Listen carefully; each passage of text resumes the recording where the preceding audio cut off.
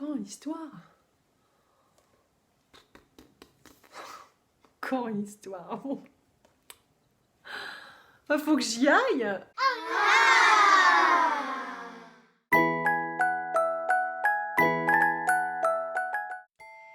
Il était une fois une veuve qui avait 2 filles. L'aînée lui ressemblait si fort et d'humeur et de visage que qui la voyait, voyait la mère. Elles étaient toutes 2 si désagréables et si orgueilleuses qu'on ne pouvait vivre avec elles. La cadette, qui était le vrai portrait de son père pour la douceur et pour l'honnêteté, était avec cela une des plus belles filles qu'on eût su voir. Comme on aime naturellement son semblable, cette mère était folle de sa fille aînée, et en même temps avait une aversion effroyable pour la cadette.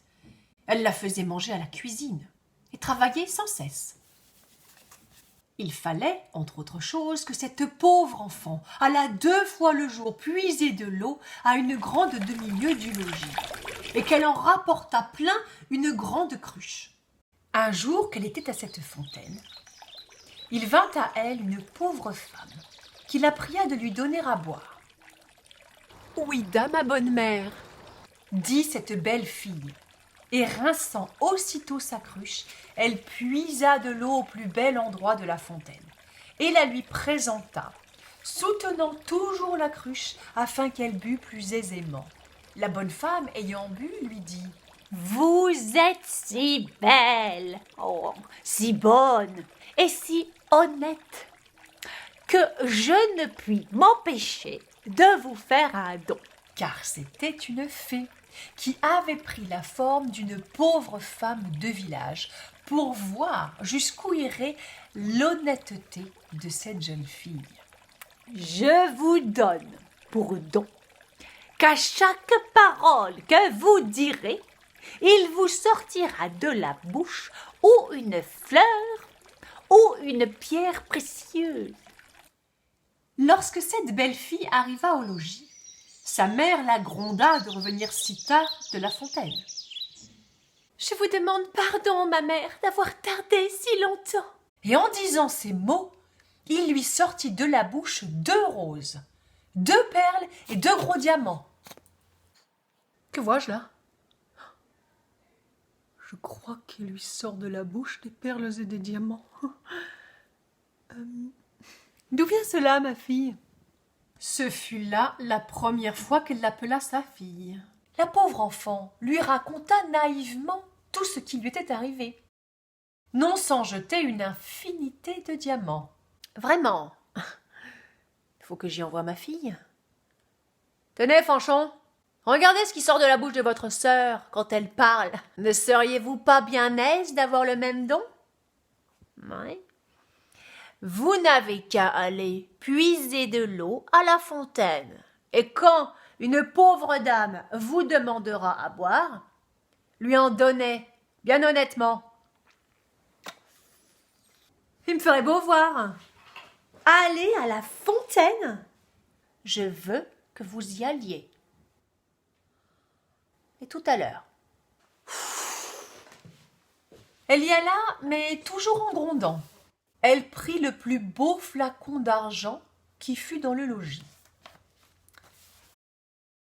Elle ne fut pas plutôt arrivée à la fontaine qu'elle vit sortir du bois une dame, magnifiquement vêtue, qui vint lui demander à boire.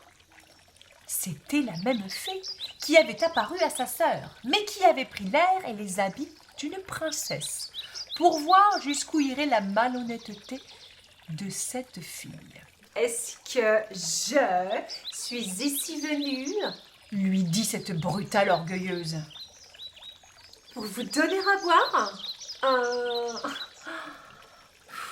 Justement, j'ai apporté un flacon d'argent tout exprès pour donner à boire à madame.